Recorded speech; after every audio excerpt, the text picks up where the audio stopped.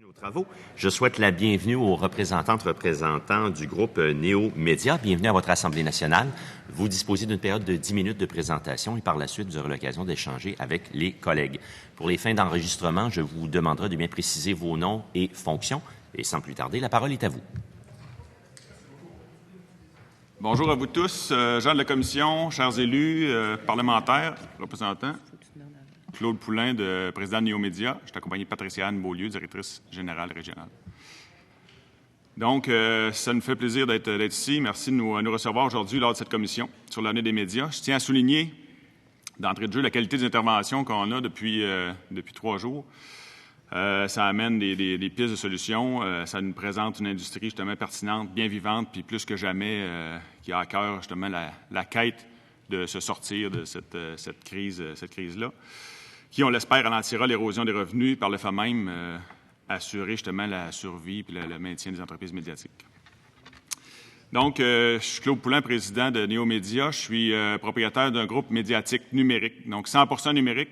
On l'a répété plusieurs fois parce que ça fait 13 ans qu'on le répète et puis ça rentre difficilement. Pour nous, justement, on veut interpeller la Commission aujourd'hui sur l'importance du débat quant à la santé de notre démocratie. Il est important d'agir, de comprendre puis de mettre en perspective tous les aspects, tous les modèles d'affaires existants et à venir. D'écouter attentivement les nouvelles avenues et les différents scénarios. Nouvelles avenues, on va revenir là-dessus. En premier lieu, permettez-moi de vous parler de notre modèle d'affaires, de notre groupe de presse présent depuis déjà 13 ans dans 15 régions du Québec. Nous sommes déjà un média 100% numérique. Notre discours va vous apporter, on l'espère, une vision, une expérience et une réalité différente des autres. Nous avons accompli ceci sans les revenus publicitaires des avis publics, sans les revenus des annonces classées et sans les revenus des agences nationales.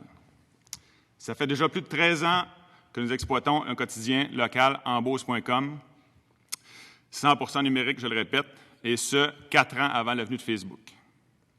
Nous sommes présents dans plusieurs régions du Québec. Notre quotidien web, pour ne nommer que celui-ci de la Beauce, rejoint chaque jour 22 000 personnes. Plus d'1 demi-million de visites par mois pour un seul marché. Pour l'ensemble du groupe Néo Média, c'est près d'1 million de visiteurs chaque mois. Donc, 1 million de citoyens québécois qui s'informent sur nos plateformes 100% numériques locales. Nous livrons l'information instantanée via nos différentes plateformes sur une base quotidienne à tous les types de clientèle, peu importe leur âge, leur habitude de consommation ou leur profil. Nous sommes prêts à déployer davantage nos efforts afin de poursuivre notre développement dans plusieurs régions où nous possédons déjà des journaux web connus et reconnus. Nous avons des idées différentes, viables, pour assurer l'avenir du journalisme au Québec. Laissez-nous vous présenter nos solutions. Vous avez déjà la réponse en tête, je suis convaincu, mais on va se la reposer encore. Qu'est-ce qui rend si attractif l'achat de publicité sur les réseaux sociaux? Pour déplacer d'aussi grands budgets de la part de plusieurs organisations, et ce, sur toute la planète. 1, la capacité de mesurer nos actions. 2, le ciblage. 3, la faiblesse d'investissement de départ. Donc, le faible coût de départ. Tout le monde a dépensé 20$ sur Facebook, je suis convaincu, pour l'essayer. Et la facilité d'utilisation. Rendre l'achat de publicité facile, c'est la clé du succès. Il faut devenir compétitif avec Facebook et Google. C'est leur principal outil, c'est la facilité d'utiliser leur application pour acheter de la publicité.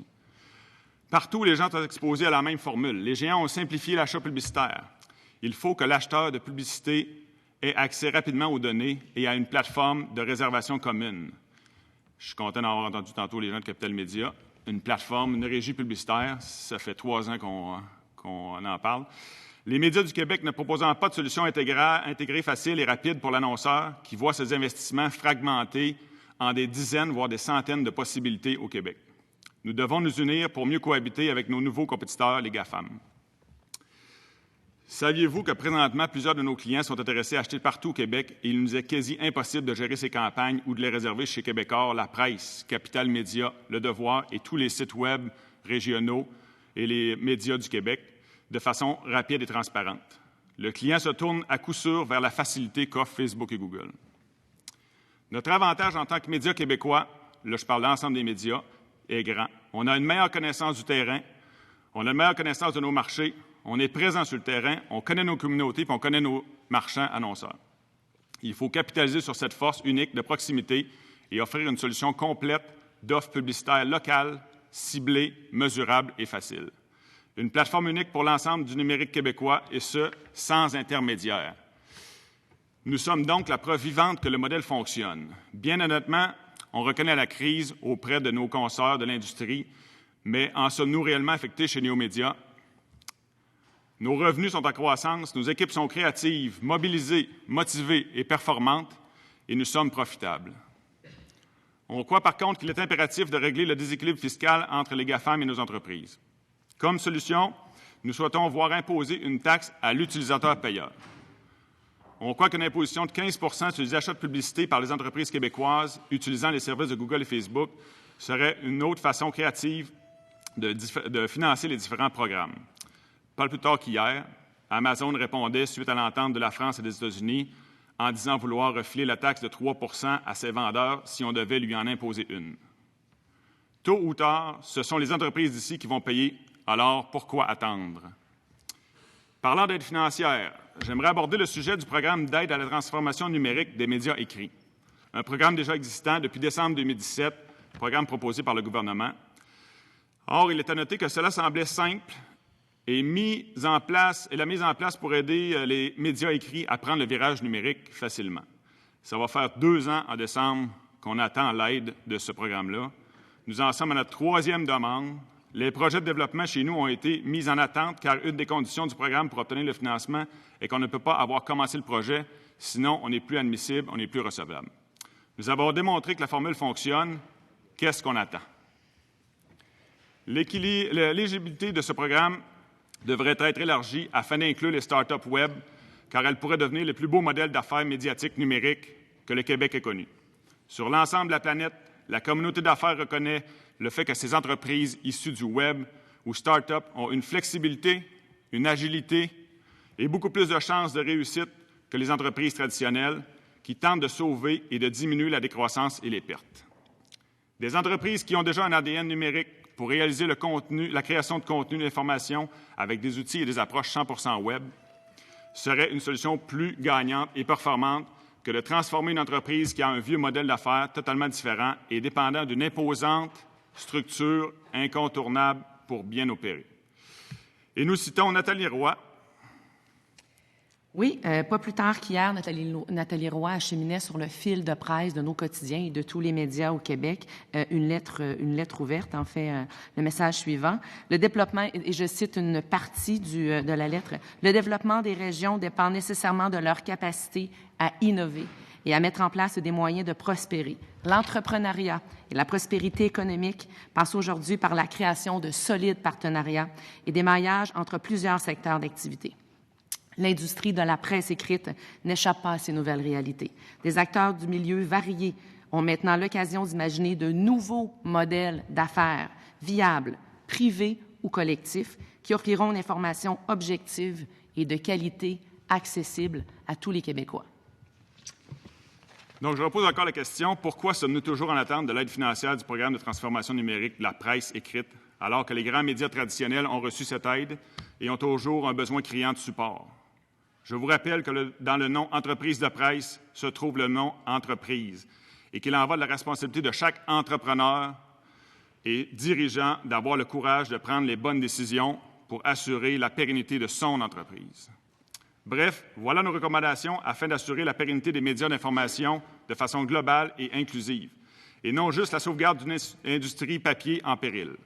Ce que nous devons de protéger, c'est l'information, le droit de celle-ci à la population, à nos communautés, aux nouvelles générations, pour une démocratie juste, transparente et équitable. Et non, je le répète, le sauvetage d'un modèle ou des modèles médiatiques traditionnels et surtout non adaptés aux nouvelles technologies actuelles et celles de demain. Merci. Merci beaucoup. Et maintenant, pour un premier bloc d'échange de 15 minutes, je cède la parole aux collègues de Beauce-Sud. Bonjour Claude, ça va bien? Merci pour la présentation, très intéressant. On était ensemble samedi au triathlon du Lac-Poulin avec énormément de plaisir et merci également pour l'implication. On s'est parlé souvent de l'avenir des médias, des enjeux qui se posent, entre autres, concernant l'ère numérique et Dieu sait que vous avez été parmi les premiers au Québec à développer un média 100% numérique, particulièrement dans les régions du Québec. À un moment où personne n'y croyait, vous y avez cru et vous avez réussi à regrouper différents médias à travers le Québec également autour de Néo Média. Certains qui se retrouvaient à l'écrit sont devenus 100% numériques également. Alors, vous avez été des visionnaires, vous avez une vision à long terme et il en demeure pas moins qu'aujourd'hui, on se doit de passer à la prochaine étape. On s'est parlé également plusieurs fois du programme d'aide à la transformation numérique qui avait été annoncé sous le précédent gouvernement, qui avait des défis pour mieux accompagner les régions, mieux les aider, mieux les appuyer. L'objectif n'est pas juste d'appuyer les gros joueurs, mais effectivement d'appuyer les gens qui se retrouvent dans les régions à faire ce virage vers le numérique. J'ai bon espoir qu'à court terme, on puisse annoncer de bonnes nouvelles à l'intérieur de ce programme-là existant pour lequel, dans l'ancien budget, des sommes financières ont été allouées. Alors ça, je pense que c'est un souhait qui est super important. Concernant les revenus publicitaires, je peux pas dire que les entreprises en région ne doivent pas également appuyer les médias régionaux. Je pense qu'on a cette responsabilité-là. On ne peut pas se baser que là-dessus, c'est bien évident, mais on se doit de rappeler que lorsqu'il y a des investissements publicitaires qui sont faits, de l'importance de rejoindre nos médias régionaux et de rejoindre notre population, on se doit de le rappeler et de le dire. Maintenant, j'aimerais vous amener sur différentes pistes de solutions. Je veux revenir sur la régie publicitaire dont vous nous avez parlé. On a parlé hier beaucoup des agences de publicité, vous y étiez, qui conseillent à leurs clients de se tourner très souvent vers les réseaux sociaux parce qu'ils disent c'est là que ça marche, que l'avenir est là, que tout est beau, donc délaissent des médias traditionnels, que ce soit des médias régionaux numériques ou encore des médias qui se retrouvent au niveau de la presse écrite. Si on crée cette régie-là, quelles seraient pour vous les balises essentielles pour ne pas qu'il y ait un parti pris envers un média plus qu'un autre? Parce que vous nous avez dit, nous, là, on pense que l'avenir, c'est sur le numérique. Et vous l'avez dit très clairement. Mais tout juste avant, on vient de parler de l'avenir du papier puis l'importance des médias papier également. Alors, de quelle façon on pourrait s'assurer qu'il y ait une certaine équitabilité, que chaque région puisse avoir sa part du gâteau et qu'en même temps, les médias puissent réellement y gagner, qu'il n'y ait pas de parti pris? En fait, l'acheteur, sur cette régie-là, elle a deux volets. Le premier volet, c'est lui s'il n'y a personne qui embarque, on va le faire tout seul. On est quand même un groupe on a 17 publications en tout, puis on a d'autres joueurs qui veulent se joindre à notre projet. Parce que ça fait longtemps qu'on en parle. Ça fait plusieurs, puis M. Gagnon en parlait tantôt, puis effectivement, j'étais au courant de cette réunion-là, puis la réticence au changement est très, très forte. Donc, comment ça va se faire? Bien, ça se fait chez nous, c'est simple, là, c'est à l'interne. Si ça se fait avec l'ensemble des médias, ce que je souhaite énormément, c'est que ça va être totalement transparent pour l'utilisateur. Parce que présentement, l'acheteur publicitaire ne contrôle pas à quel endroit il apparaît. Fait que je ne verrais pas ce qui changerait. Quand la personne achète une publicité sur Google, elle peut se ramasser aussi bien sur n'importe quel site web sans qu'il le sache, puis il y a peu de chances qu'il le sache aussi. Donc, chez nous, ça va être la même chose. Les gens vont acheter une publicité, ils vont acheter un ciblage. Les gens, aujourd'hui, ce qu'ils veulent, c'est de cibler la bonne personne au bon moment dans la bonne région. Bien, c'est ça qu'on va leur offrir. Fait que la plateforme, maintenant, a plus de raison d'être. Puis c'est ce qui va aussi réunir l'ensemble des médias. On sent encore une espèce de petite guerre entre les médias, mais le vrai compétiteur, c'est Facebook et Google. Puis nous, on n'est pas contre Facebook et Google. Ils sont là, puis on les aime bien. Puis en même temps, ils nous montrent la voie. Maintenant, ils nous ont montré comment faire. On a juste à les copier. C'est extrêmement simple d'appliquer la même recette. Parce qu'ils ne livrent rien de plus que nous autres. Ils livrent des vidéos, ils livrent des bandeaux publicitaires. On a des solutions plus importantes que les autres. Donc, quand on va mettre ça en place, puis qu'on va avoir 75 millions d'affichages à livrer par jour, bon, vous avouez que les agences ils vont revenir assez vite vers nous, puis ils vont être très contents de travailler avec nous. Ils ont fait ça toute leur vie. Juste, pardon, oui, pas compléter. allez-y. On parlait d'impression tantôt et de volume d'impression à livrer. Le monsieur de Capital Média avant l'a bien mentionné. Tu parlais, dans 3 jours, on est capable de livrer juste dans le marché de la Beauce 2 millions d'impressions. Puis on a juste parlé d'un marché local très précis. Alors, je pense que la preuve est démontrée que quand le lecteur est au rendez-vous, l'internaute est au rendez-vous, les volumes sont là, on peut mesurer les retours sur les investissements. C'est certain. Oui, allez-y. Là-dessus, mais c'est certain que si on continue à traîner le papier, qui est un outil de diffusion de l'information, puis qu'on se concentre à 100% sur le web, les taux d'affichage vont augmenter. L'utilisateur qui était sur papier, pourquoi en Beauce, la personne lit ses nouvelles sur Internet, puis qu'à Saguenay, ne serait pas capable de le faire? C'est complètement... C'est un non-sens. C'est juste que, présentement, le produit est offert, les gens le consomment. Mais si le produit n'est plus offert, les gens vont aller ailleurs. Fait que ça, c'est notre expérience. C'est pas... on l'a vérifié dans plusieurs régions, puis ça fonctionne bien, donc il n'y a pas de... Bien, c'est sûr qu'à un moment donné, quand on n'offre plus un produit, il y a des gens qui vont se tourner vers d'autres produits. Maintenant, la diversité des sources d'information, la diversité d'accessibilité, elle existe aussi. L'Internet haute vitesse n'est pas partout à la grandeur du Québec. Effectivement, il y a des gens qui achètent un iPad, il y a des gens qui achètent donc s'abonnent à différentes ressources numériques, mais le journal peut demeurer encore une source de diffusion. Puis elle était là, ma question, dans une régie publicitaire, si on doit effectivement cibler des gens, que tout le monde puisse avoir sa vision et sa part du gâteau. La radio est aussi un média extrêmement important. On en parlait hier, qui rejoint de nombreux auditeurs. Et donc, il y a cette vision-là que nous, comme élus, comme parlementaires, on se doit d'avoir aussi. Alors oui, on peut faciliter un virage vers le numérique parce qu'on sait que c'est là, on sait que les réseaux sociaux ont ouvert la voie à tout ça, mais il en demeure pas moins qu'il y a des médias traditionnels qui fonctionnent encore très bien. Alors, il y a le juste équilibre à travers tout ça. Avant de céder la parole à mon collègue, à un de mes collègues de la partie gouvernementale, je veux vous entendre parler du métier de journaliste numérique, parce que faire 100% du numérique, ça amène aussi certains défis, dans le sens où on souhaite bien rémunérer nos journalistes, on souhaite avoir une salle des nouvelles qui est performante, qui attire d'exclusifs. Alors, parlez-moi de vos défis dans le recrutement de journalistes en région numérique et du même coup du travail qu'ils font dans une salle de nouvelles là, comme chez vous. Je vais terminer une seconde, si tu me le permets, sur la disponibilité de l'information, mais la notion d'Internet pas disponible partout, j'y crois pas, là, parce que oui, il n'est pas disponible partout, mais ça reste que les journaux ne sont pas distribués partout, puis ils ont été 100 ans comme ça, puis on a très bien vécu quand même. Là. Donc, la diversité, j'ai un petit peu de misère avec ce discours-là pour dire que l'Internet n'est pas partout, puis on n'a pas le droit de donner ça. Il y a des radios, il y a plein d'autres choses qui existent. Je continue avec la question. Le travail du journalisme, là, chez nous, là, les gens trippent, premièrement. Là. Ils ont vraiment à cœur le travail. Ils travaillent très fort, comme tous les journalistes travaillent très fort. C'est un monde différent. Il faut livrer l'information beaucoup plus vite qu'on est 100% web, parce que les gens, on n'a pas 7 jours pour sortir l'information. Puis là, je parle pour les hebdomadaires. Puis le travail, c'est multidisciplinaire. Les gens qui sont chez nous, ils font du vidéo, ils font de la captation audio, ils font de la photo, ils font tout, parce qu'aujourd'hui, partout sur la planète, c'est la même chose. Là. Les journalistes travaillent très, très fort, mais il n'y a personne, justement, qui est à bout des gens. On n'exploite pas les gens. Les gens, en passant, sont payés le même prix qu'à Québec ou Montréal, au niveau des journalistes. J'ai regardé la charte de prix hier, puis on est dans les mêmes prix. Donc, c'est pas vrai qu'à la région, c'est moins cher que les autres. On a une pénurie de main-d'œuvre incroyable en Beauce. On a même de la misère à recruter des journalistes. Il n'y en a pas. Fait que le travail, c'est mon point de vue, justement, sur le travail des journalistes. J'aimerais ajouter, la profession du journalisme demeure la même. Hein. Depuis lundi, on entend parler, le journalisme a changé, puis le journalisme, c'est difficile, puis parlez-nous du travail de journaliste. La profession du journaliste demeure la même, puis vous me permettrez de lire un extrait que j'ai préparé, avec ce besoin de vérité, d'enquête, de recherche, de validation d'informations et de transparence aussi. Qu'on parle de journalistes papier ou de numérique, vous connaissez tous des grands journalistes au Québec, et même dans vos marchés locaux que vous côtoyez régulièrement dans vos séances de conseil, ou peu importe dans vos fonctions, et il y a des noms qu'on reconnaît qui sont des noms crédibles et qu'ils écrivent, ou qu'ils soient à la radio ou à la télévision ou dans un papier, ils vont demeurer extrêmement crédibles. Plusieurs professions aussi ont dû s'ajuster au fil. Ça, c'est l'évolution, que ce soit la médecine, que ce soit en mécanique, que ce soit dans le domaine de l'enseignement, on a tous dû s'ajuster. Donc, pour la profession de journaliste, bien que le mandat et l'objectif demeurent le même, la tâche, oui, elle a changé. Claude l'a mentionné, plus de vidéos, plus de photos. On doit faire la mise en ligne rapidement. Mais les outils et les programmes aujourd'hui sont là. La beauté de la chose, c'est qu'un journaliste peut venir en dedans de 30 minutes, couvrir une conférence de presse, rédiger son texte, faire un court vidéo avec un téléphone. Et c'est pas parce que l'outil et l'application de montage est facile et accessible que le contenu ne sera pas pertinent, éthique et crédible. Arrêtons de penser ça. Et oui, la profession, elle a changé, mais elle se devait d'évoluer comme tous les autres secteurs d'activité. Merci. Je cède maintenant la parole au collègue de Saint-Jérôme. Merci. Merci de votre présentation.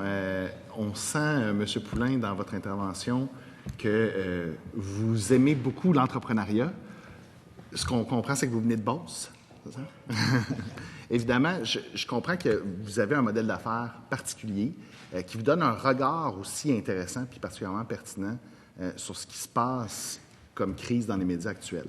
Et en fait, dans les Laurentides, j'ai à Saint-Jérôme un média entièrement numérique qui s'appelle Topo Local, qui nous a d'ailleurs envoyé un mémoire qui tient un peu ce même discours, enfin assez similaire au vôtre. Et effectivement, le modèle numérique qui présente une agilité, une flexibilité pour s'adapter est intéressant, je le comprends. Est-ce que, dans le cas du mandat qui nous occupe, est-ce que vous avez, dans le fond, des craintes, par exemple, qu'une aide financière du gouvernement soit... Puis je reprends un peu finalement, mon collègue de Beau-Sud avait une question un peu similaire. Est-ce que vous avez une crainte qu'une aide financière du gouvernement soit un peu calquée sur le modèle d'affaires précédent, en quelque sorte, puis qu'on ne tire pas son épingle du jeu si on est agile, si on se transforme? Est-ce que c'est ça que j'entends derrière votre présentation aussi? Là, je pense que je résume très, très bien. Là. C'est ce qu'on entend depuis plusieurs jours. J'ai écouté toutes les interventions. Écoutez, on parlait de revenir en arrière, on rappelle de ramener les avis publics, on ramène, tu sais, il y a des choses, à un moment donné, il faut passer à autre chose. Là. Présentement, on le disait il y a 13 ans, j'ai fait des conférences en quantité, puis la réticence au changement est incroyable. Pourquoi on reste accroché à cette machine-là qui est le papier, qui a été instaurée pour faire virer des presses? Puis c'est la seule option dans le temps, je comprends, mais depuis les 20 dernières années, c'était pour faire fonctionner des presses puis amener des jobs. Là. On est en pénurie de main-d'œuvre présentement. Il n'y a personne qui va perdre sa job qui ne va pas s'en retrouver une demain matin. Le timing est parfait pour faire la transition. Puis si on veut continuer, puis que le gouvernement continue d'injecter de l'argent dans les entreprises, c'est 15 millions, c'est pas rien d'injecter dans le capital média. Il va peut-être falloir les obliger aussi à faire des choses qu'ils n'étaient pas habitués de faire dans le temps puis sortir des sentiers battus. Et ça, c'est pas ma job. Si vous me permettrez, pardon, d'ajouter. J'ai eu la chance de travailler pendant 15 ans de temps chez Transcontinental Media, où j'ai occupé des postes de direction à titre d'éditrice, d'ailleurs, Messager de Verdun et Magazine de l'Île des Sœurs, que j'ai bien connu. Et pendant ces 15 années-là, il y a eu une décroissance. Je vous dirais que même les 7 dernières années, et là, je parle des années 2000. Moi, j'ai quitté en 2014, et quand j'étais directrice générale à l'époque d'un très gros marché à Laval, on était déjà en décroissance. On gérait déjà des plans de contingence. Alors, c'est pas d'hier. Et quand j'ai commencé ma carrière, il y a 15 ans chez Transcontinental, on parlait aussi déjà là de baisse de taux de lecture et baisse de taux de pénétration, de difficultés de distribution et d'impression. Donc, le modèle d'affaires papier est désuet et c'est pas d'hier. Et quand on parle de, oui, l'avenir des médias est là, bien, je veux pas vous reprendre, mais on n'est plus dans l'avenir. On est dans le présent, puis je pense qu'on est même un peu dans le passé. Il est vraiment temps de réagir. Merci beaucoup. Merci. Je cède maintenant la parole au collègue de Saint-Jean pour 2 minutes. Pour 2 minutes? Vous avez parlé d'éthique tantôt. J'ai juste 2 minutes, mais rapidement, pouvez-vous me donner une idée de comment ça se concrétise, l'éthique journalistique, les normes et pratiques, code de déontologie? Est-ce que d'abord vos journalistes sont syndiqués? Est-ce qu'ils sont pigistes? Est-ce qu'ils sont permanents? Ils sont quoi? C'est la même chose. Un journaliste, qu'il soit sur numérique ou non. Là. Puis je pense que les gens ici dans la salle, les journalistes, ils font le même travail que les journalistes chez nous. C'est juste qu'ils sont ralentis peut-être un peu dans la diffusion. Il y a une étape de plus, justement, dans la diffusion de l'information, parce qu'ils doivent le publier sur le web et sur le papier. Fait que, votre question, là, ils sont pas syndiqués. Au code de déontologie du Conseil de presse? C'est la FPJQ, dans le sens, là, certains sont membres de la FPJQ s'ils veulent, puis d'autres le sont pas. Il y a des gens qui ont des formations en journalistes, il y en a qui ne l'ont pas, parce que, malheureusement, on manque de main-d'œuvre dans notre région. Alors, par contre, chacun des journalistes qui sont là, a s'affaire à être au congrès de la FPJQ chaque année. Il me reste juste 1 minute. Donc, vous voulez quoi? Je sais que vous voulez que votre demande d'aide au virage numérique soit étudiée plus rapidement, là, mais ça, je pas de poignée là-dessus.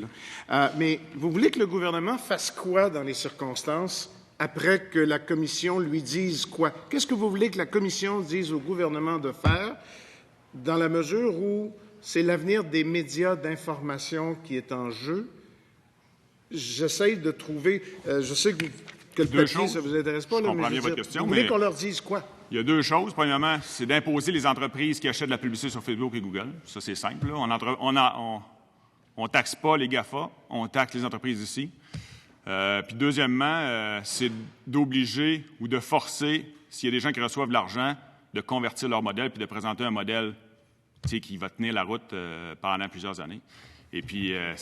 les sommes engagées dans la distribution du papier, les sommes engagées dans l'impression du papier, les sommes engagées dans le recyclage, tous ces problèmes-là vont s'envoler. Puis je suis ici pour vous montrer, on est la preuve vivante, on l'a fait dans plusieurs régions, les gens sont au rendez-vous. C'est pas parce que le papier arrête que l'information va arrêter d'être diffusée. Merci. On a même mis en... Oui, parfait. Merci. Et finissez votre phrase, je vous en prie. On a mis en place un réseau de télévision pour les gens, justement, qui ont de la difficulté à entendre les analphabètes. Ils peuvent écouter les nouvelles, voir les images, fait que c'est diffusé sur... on sort ça bientôt. Donc, il n'y a pas de raison, justement, que le numérique ne prenne pas toute la place. Merci beaucoup. Maintenant, pour le bloc suivant de 10 minutes, je cède la parole à la collègue de Saint-Laurent. Merci beaucoup. Merci beaucoup et merci aussi d'avoir été présent dès le départ et de suivre nos travaux avec un grand intérêt. C'est vraiment apprécié et votre mémoire fait beaucoup état de justice, démocratie et j'ajouterais d'équité et équité fiscale. Alors d'emblée, vous comprendrez que je vais aller là-dessus car hier soir, j'ai lu une réponse parce qu'on a interpellé le ministre des Finances du Québec pour qu'il puisse dès maintenant, dès la mise à jour économique, aller de l'avant et dire qu'il va imposer la taxe GAFA à l'instar de la France. J'ai dit, on est au Québec, on est autonome, nous avons notre propre loi d'impôt et notre propre agence de revenus du Québec. Par la bouche de son porte-parole, il a dit non, il faut attendre à l'OCDE. Tantôt, vous avez dit, ça fait un petit peu longtemps qu'on attend. Je vais me permettre de reprendre mon chapeau de fiscaliste, mais aussi de professeur, où est-ce que j'ai fait toute l'étude là-dessus, de la fiscalité numérique. Il y avait un livre complet. En 1936, il y avait déjà la première question au niveau de la Société des Nations, à savoir qu'est-ce qu'on taxe, la présence physique ou quelque chose qui est immatériel. Parce que les radios, déjà à l'époque, c'est immatériel, c'était dans les ondes. Alors, on dit, on va aller avec la présence physique. En 1996, lorsqu'il y a eu l'apparition déjà de Apple, parce que Apple, avant d'avoir un magasin physique, vendait d'abord en ligne. Alors, dans ce cas-là, qu'est-ce qui est arrivé? Il y a eu la question, qu'est-ce qu'on fait avec le numérique? Parce qu'Amazon aussi existait. On a dit en 1996, on va attendre. En 1998, il y a eu une conférence ici au Canada, à Ottawa, sur la question du numérique, avec les gens de l'OCDE. Savez-vous c'était quoi la réponse? On va attendre de voir qu'est-ce qu'on va faire. Après la crise financière de 2008, puis que tout le monde s'est réveillé, il a dit « Hey, cochonnerie! Apple fait des milliards et ne paye pas d'impôts. Amazon fait des milliards et ne paye pas d'impôts. Facebook fait de l'argent et ne paye pas d'impôts. » Alors là, on a dit, il faut se pencher sur la question. L'OCDE a dit, laissez-nous faire le travail. En 2013, on prend un mandat d'initiative à l'OCDE pour faire le travail. Ils font un rapport en 2015. Constat, on va attendre. Emmanuel Macron s'est tanné d'attendre. Il a dit, laissez faire, faites-le votre travail de pelleter par en avant. Nous, on va faire la taxe GAFA. Puis quand vous aurez, vous, l'OCDE, de toute façon, vous n'avez pas aucun pouvoir législatif dans aucun pays, bien, à ce moment-là, quand les 140 pays vont s'entendre, bien, nous, à ce moment-là, on va voir, puis mais en attendant, on avance. Moi, je me pose la question, parce que moi, je peux vous dire, je suis vraiment fatiguée d'attendre. Je suis vraiment fatiguée d'avoir des pseudo-experts en fiscalité qui disent qu'on n'est pas capable d'agir au Québec. Dans le dossier Netflix, on l'a fait la bataille. Là, maintenant, c'est Facebook, c'est Alphabet, c'est ces géants du Web. On peut tergiverser, on peut faire paquet de subventions. Mais la vérité, là, c'est que c'est vampirisé par ces entreprises. En 2006, ExxonMobil, c'était une entreprise pétrolière qui l'est toujours. Elle était la première cotée en bourse, la plus capitalisée en matière boursière. Aujourd'hui, c'est tous les géants du tech ne sont pas plus imposés. Vous payez des impôts, vos lecteurs payent des impôts. Il me semble que la moindre des choses, c'est qu'on arrête de tergiverser, puis dès novembre, dès la mise à jour économique, que le gouvernement dise, effectivement, au Québec, on l'a fait avec Netflix, là, c'est temps de le faire avec Facebook. Est-ce que je me trompe? Vous ne trompez pas, mais je vous dirais que ça fait 9 ans que je travaille avec un premier Robert Dutil, qui était député libéral, Paul Busque aussi, qui était député libéral. Puis on avait les mêmes réponses aussi, là, mais c'est long à avancer. C'est le fédéral, il faut attendre, on attend après tout le monde. Fait que je pense que c'est une question, peu importe le parti, on est tous dans le même bateau. Travaillons ensemble, serrons-nous les coudes, puis mettons-le en place. Là. Fait que c'est pas un parti plus que l'autre. En 2017, je me rappelle de l'avoir fait la bataille de Netflix sur les ondes radio. Est-ce que le fédéral dit on ne peut pas taxer Netflix, ça se fait pas. Mais je me rappelle aussi d'un Carlos Letao qui a dit nous, au Québec, on va le faire. Puis ça a été fait dès le 2018.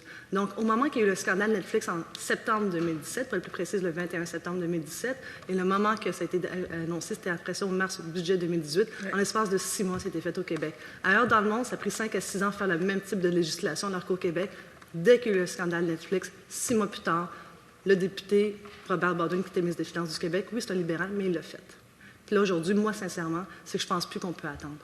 C'est clair aujourd'hui, puis depuis lundi, je pense que c'est même plus une question qu'on devrait parler. Là.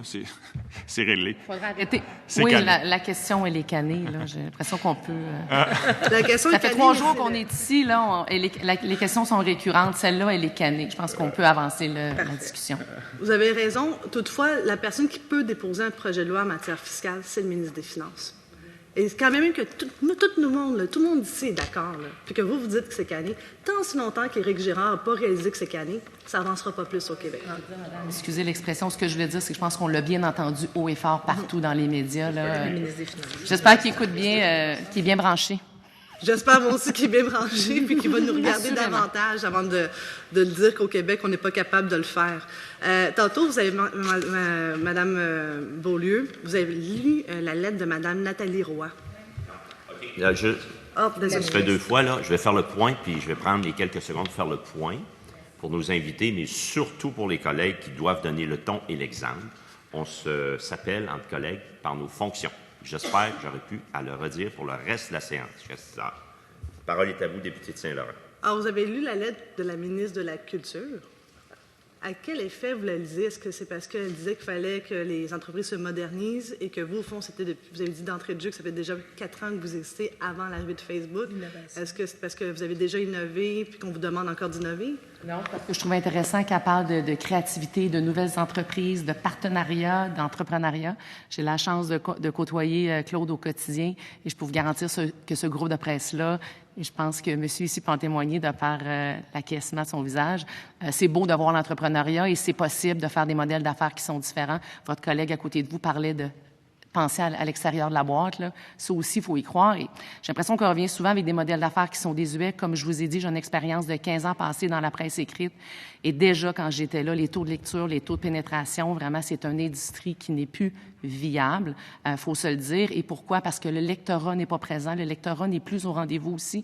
On a beau me dire qu'on imprime 30 000 copies, si on les distribue maintenant en points de dépôt parce qu'on n'a plus les moyens de payer la distribution avec Publisac et que sur nos points de dépôt, il y a 50 de retour, parlez-moi pas qu'il y a un taux de pénétration très, très fort du journal local. Et ça, on n'a même pas parlé des zones en région et aussi en ville où on a des pictogrammes. La conscientisation, le niveau écologique où les gens ne veulent pas recevoir la distribution, les pictogrammes de « non, je ne veux pas recevoir de Publisac », il y a beaucoup de barrières à la distribution. Et cela dit, c'est ça. C'est pas parce qu'on imprime un nombre de copies et qu'on espère le distribuer porte à porte ou en point de dépôt. Demandez à tous ces éditeurs-là de mesurer les retours. Vous allez le voir vous-même. Promenez, si vous avez dans des quartiers des hebdomadaires qui sont distribués en point de dépôt, souvent la date de parution se terminait le samedi. Puis la pile est encore grosse comme ça. Il faut comprendre que ça a évolué. Et pourquoi les annonceurs? On a beaucoup parlé de l'implication du commerce local, que les gens en région devraient se réapproprier leurs journaux, qu'il faut demander aux gens en région de supporter leurs médias. On veut bien supporter le média, mais la première personne à plus croire aux médias, c'est l'annonceur. Les 7 dernières années, quand j'étais en poste comme directrice là-bas, je ne savais plus quoi dire à mes équipes de vendeurs pour les mobiliser, pour tenter de les motiver à aller faire leur pitch de vente, parce que le concessionnaire lui-même ne lit plus le journal. Il reçoit ses leads via Facebook. Pourquoi? Parce que les gens vont sur Internet pour 3 choses. Magasiner, s'informer, se divertir. On est là. Et si on fait fi de la génération, je ne vous parle pas des 18-34, je vous parle des 18-54, si on fait fi de tout ça, c'est abdiquer à évoluer. Et là, il faut faire face à ce changement-là. Et on a une situation et une entreprise hyper pertinente et fonctionnelle, mais je suis convaincue qu'il y a encore place à l'amélioration et qu'ensemble, on pourrait devenir juste plus fort et plus pertinent. Et rien n'est possible. C'est juste qu'il faut lâcher les modèles traditionnels. Est-ce que vous avez des pistes de solutions en matière de regrouper des joueurs à nous proposer? Bien, déjà là, c'est un grand pas d'être assis ici à l'Assemblée nationale aujourd'hui, de nous permettre de nous entendre. Je pense que déjà là, il y a une belle ouverture et c'est pas d'hier. Et sur le terrain, oui, on est des compétiteurs, mais pensez pas qu'on n'a pas des discussions avec nos pairs et qu'on n'a pas tous intérêt à vouloir se sortir de ça. Puis en même temps, j'aime le discours de Claude qui dit « Arrêtons de vouloir se battre contre les géants, mais plutôt de cohabiter avec ces gens-là ». Alors, voilà. Puis moi, je vois bien là, la crise des médias. Oui, la crise des médias, mais je la vois vraiment en 3 silos. Il y a le gouvernement qui doit prendre ses responsabilités avec les GAFAM et taxer rapidement, imposer. Ça, c'est réglé. Effectivement, il y aura à voir quelle forme ça va prendre et qui prendra le leadership là-dessus.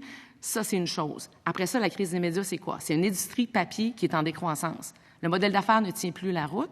Et l'autre aspect, c'est oui, le travail de journalisme a évolué comme tout autre secteur d'activité. Alors, il y a une crise des médias. Depuis lundi, ce qu'on entend, c'est le travail du journalisme a changé, la presse écrite est en décroissance, puis il faut taxer. Alors, la crise des médias, des médias qui sont encore en super bonne santé au Québec, on a une démocratie qui est forte, on a un pouvoir d'informer la communauté, on a des grands joueurs qui sont très pertinents, qui ont de grandes volontés. Ça ne va pas changer, là, ça. Fait que je pense que, oui, la crise, elle est réelle, mais il faut bien la compartimenter et adresser chaque objectif, là. Merci beaucoup. Il reste encore 15 secondes. Bon, ben, je vais simplement vous dire merci. Merci. Personne n'a admis son journal papier ce matin, je pense, pour le lire. Ah, bien, félicitations. Alors, le test est passé. Merci beaucoup. Maintenant, pour une période de 2 minutes 30 secondes, je cède la parole à la collègue de Tachereau. Merci d'être là aujourd'hui. Vous avez parlé beaucoup de résistance au changement. C'est intéressant. C'est dans la plupart des crises et des problèmes une des choses qui nuisent à la résolution du problème. J'aimerais savoir ce que vous pensez de la résistance au changement en regard de l'hésitation de nos gouvernements à faire contribuer les géants du numérique. C'est une réalité, là. On a comme un problème va falloir quand même, pour la qualité de l'information, vous-même vous demandez à avoir accès à des fonds publics. Donc, on va avoir besoin d'aller chercher de l'argent quelque part. Tout le monde en a parlé. T'sais. Vous dites la question est plantée, mais c'est pas pour rien ça fait partie du truc. T'sais. Puis tout le monde ici en avant, à votre place aussi, en ont parlé. Il y a clairement une résistance au changement des gouvernements par rapport à ça. Il y en a beaucoup qui se remettent dans les mains de l'OCDE. Il y en a au fédéral, tout le monde est sur le neutre. Au provincial, ça semble être le cas de plus en plus. C'est pour moi un réel problème. J'aimerais avoir votre avis là-dessus. Qu'est-ce qu'on fait face à cette résistance au changement-là? Je vais te laisser continuer après. Ben, oui, vas-y. Réticence au changement, la meilleure façon de la vaincre, là, c'est de voyager, d'aller voir ce qui se passe ailleurs. Pas juste entendre, puis lire, puis écouter ce qui se passe sur les médias, parce que quand on le vit réellement, on s'aperçoit que c'est complètement différent. Donc, sortir, amener des gens qui ne sont pas habitués à le faire. Puis ça, c'est tous les secteurs d'activité. Les entrepreneurs qui sont dans le domaine manufacturier, il faut aussi, eux autres, justement, qui baignent dans les technologies, puis il faut qu'ils voient ce qui se passe ailleurs, dans l'Internet des objets, puis tout ce qui concerne le futur. Alors, c'est la même chose, je pense, pour les députés, c'est la même chose pour les fonctionnaires, c'est la même chose pour tout le monde. Ici, à Québec, on a une belle communauté technologique, mais il y a un événement qui est reconnu bientôt mondialement, le WAC à Québec, là, le Web à Québec, là, que le gouvernement finance. On ne voit pas beaucoup de gens, politiciens, sur place pour venir comprendre c'est quoi les enjeux, comment ça se passe, les villes connectées, puis tout ce qui se passe là. Fait que je pense que la réticence au changement, elle va se vaincre si on sort les gens de leur... Je comprends que vos agendas sont très, très serrés, là, mais je pense... Vu que les agendas, surtout ceux du gouvernement, ça aurait-tu été une idée pas pire ou dans l'avenir, est-ce que ça pourrait être une bonne idée de faire venir des gens qui ont réfléchi à ces impôts-là, par exemple en France ou en Nouvelle-Zélande, qui se sont penchés sur comment est-ce qu'on peut faire ça, puis qui puissent nous amener... Comme j'ai dit, l'événement, le WAC, ici à Québec, rassemble pendant une semaine tous les spécialistes de la planète qui viennent parler de n'importe quoi. Fait que prenez 15 minutes ou une demi-heure, 1 heure, puis allez-y, vous allez être imprégné. C'est une invitation. Merci. Maintenant, pour un bloc de 2 minutes 30 secondes, je cède la parole au collègue de Rimouski. Merci. Moi aussi, je suis pour l'évolution. Il faut qu'on évolue. Mais en même temps, j'aime bien ça, moi, quand je fais une conférence de presse, que j'ai un journaliste en chair et en os qui me pose des questions, qui viennent, puis qui analysent, puis qui prennent ce que je dis, mais qui redistribuent à sa façon, qu'on ne distribue pas juste les communiqués de presse. Je regarde dans votre réseau, là, à Rivière-du-Loup, c'est infodimanche.com. Ce que je vois sur votre site, dans le fond, c'est les nouvelles du papier que vous remettez dans votre site, avec des journalistes. Je regarde à Rimouski, Go Rimouski, je ne trouve pas de nom de journaliste, c'est marqué Salle des nouvelles, et dans le fond, c'est des communiqués de presse qui sont repris. Moi, je comprends, ça va vite, ces affaires-là, mais il faut conserver les journalistes en chair et en os qui viennent voir le monde. Non? L'évolution, il faut qu'on garde des journalistes en chair et en os qui viennent voir le monde. 100% d'accord. Ce que je vous dis là-dedans, c'est que notre groupe médiatique, on a racheté les journaux de Québécois et Transcontinental lorsqu'il y a eu la vente en 2014. La plupart, on les a justement démarrés, on les a mis en place. Par contre, le modèle de vente on attend justement de mettre en place, est essentiel à l'amener de revenus et à l'embauche de journalistes. Donc, il y a des secteurs, Laval, le Saguenay, Vaudreuil, Valleyfield, la Beauce, il y a des journalistes justement qui traitent l'information qu'il y a là. Chaque communiqué qui est mis en ligne est traité par un journaliste. Même s'il s'appelle Salle de nouvelles, c'est un communiqué qu'on va mettre en ligne, puis il est là. Mais je comprends, c'est pas parfait. On n'arrive pas ici en disant qu'on est parfait dans tous les secteurs, mais les secteurs où est-ce qu'on est présent, puis il y a une équipe, puis il y a des bureaux, il y a des journalistes à temps plein qui travaillent là. Oui, si vous me permettez de complémenter, entre autres à Vaudreuil ou même en Beauce, on a 5 journalistes temps plein. Et même à Vaudreuil, ils sont aux séances de conseil à Saint-Lazare, à Vaudreuil-Dorion, où ils se déplacent. Je comprends pas quand vous dites, est-ce que parce qu'on est un média numérique, on n'est pas présent aux conférences de presse, mais les journalistes sont sur le terrain, se déplacent. Mais je comprends que vous vous développez, mais à Rimouski, là, il n'y a jamais eu un journaliste de Go-Rimouski à mes conférences de presse. Ouais. Mais pas... mais ça se peut que c'est pas égal partout, là, je peux comprendre ça. Il y a des marchés forts où on est beaucoup plus présent, c'est sûr et certain. Mais tout ce que je voulais dire, c'est que dans le développement du numérique ou de l'évolution, tout ça, il faut aller vite. Mais il faut quand même conserver du monde en chair et en os qui vont aller rencontrer les gens, qui vont parler, qui vont avoir des sensibilités par rapport aux réalités. Hier, les gens des hebdos nous disaient, on se connaît tous. Moi, je connais les gens des hebdos. Je connais la journaliste de l'Avantage à Rimouski qui vient nous voir. On se rencontre à l'épicerie, on se parle. C'est important, ce bout-là, dans nos communautés. Et le numérique, c'est bien beau, mais il faut que ça reste humain. Merci. On est en accord avec cette réflexion-là. Merci beaucoup. Et pour un dernier bloc de 2 minutes, je cède la parole à la collègue de Marie-Victorin. Merci beaucoup pour votre présentation et votre franchise, je dirais. Moi, j'abonde dans le même sens que vous quand on parle du taux de pénétration, par exemple, de certains médias papier. Pour avoir fait souvent le tour dans les tours à condos, blocs appartements, on voit que ça s'accumule de semaine en semaine. Puis donc, on peut se questionner sur le fait, est-ce que les gens lisent réellement le journal papier? Par contre, il y a cette volonté d'avoir des nouvelles locales. Donc, j'ai bien aimé votre point de vue à cet égard-là. Et est-ce qu'on peut résumer, dans le fond, votre message lancé aux autres médias à ça? Est-ce que c'est tout simplement lâcher le papier ou est-ce qu'il y a d'autres facteurs que vous voulez amener les autres médias qui ne sont pas encore 100% numériques à considérer dans votre modèle d'affaires? Ma deuxième question se réfère aux critères dont vous avez fait mention en ce qui concerne, disons, la différence entre la publicité sur les réseaux sociaux versus dans les médias québécois plutôt traditionnels. Vous avez parlé des capacités de mesure, de ciblage, de coût d'entrée, facilité d'utilisation, donc 4 critères. J'en rajouterais par contre, je crois, un 5e en ce qui a trait au format, la capacité de capter en fait les utilisateurs qu'on retrouve sur les réseaux sociaux.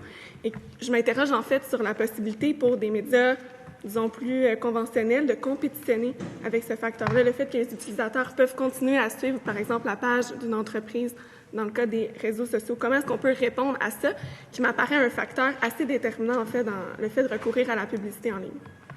Bien, le fait de lâcher le papier, vous avez compris, je pense, l'essentiel de notre message. Là. Puis on ne veut pas faire une guerre contre ça. On veut juste dire au gouvernement, si vous investissez de l'argent dans quelque chose, il faudrait l'investir dans quelque chose qui va passer les 100 prochaines années ou les 50 ou les 20 prochaines années. Mais on connaît les difficultés qu'il y a présentement, puis sont principalement liées à cette notion-là en particulier. Le ciblage Facebook, compagnie, on est né avant Facebook. Donc, on était là avant. On sait comment ça fonctionne. On sait comment générer du trafic. Mais présentement, sur notre site Web, juste pour vous dire, les réseaux sociaux correspondent à 25 à 30 % de notre trafic. Fait que c'est pas si...